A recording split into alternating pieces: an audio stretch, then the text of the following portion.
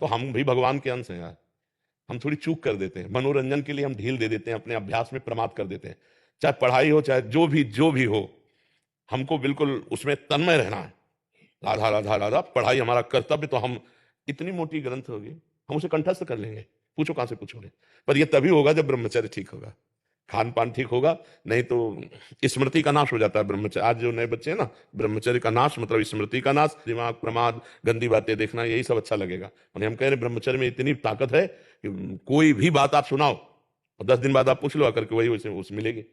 तो हमें लगता है कि जैसे शरीर स्वस्थ है और ब्रह्मचर्य हो, तो ये तो बहुत छोटी छोटी किताबें होती हैं, इतने मोटे मोटे ग्रंथ ऐसे पूरे याद हो जाते हैं दिमाग में। एक बार सुनाओ, दिमाग में बैठ गए, क्योंकि स्मृति है। अब नए नए बच्चे गंदी गंदी बातें देखते हैं, गंदा भोजन करते हैं, व्यसन करते हैं, तो उनकी स्मृति पढ़ाई में कहाँ लगेगी? फिर तो गंदी गंदी बातों में लगेगी।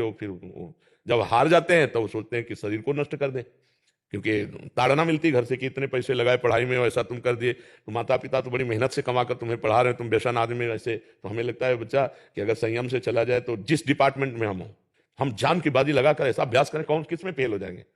ये बाबागिरी कोई छोटी मोटी युद्ध वाली बात नहीं, बहुत बड़े युद्ध की बात है, बहुत बड़े युद्ध की बात है। ये कोई खिलवाड़ नहीं, जैसे अपने लोग बचपन से आए ना, भूख प्यास गर्मी सर्दी काम क्रोध लोभ मोह मद मत्सर, लोगों की गालियां सामने से। तो हमें हारना नहीं,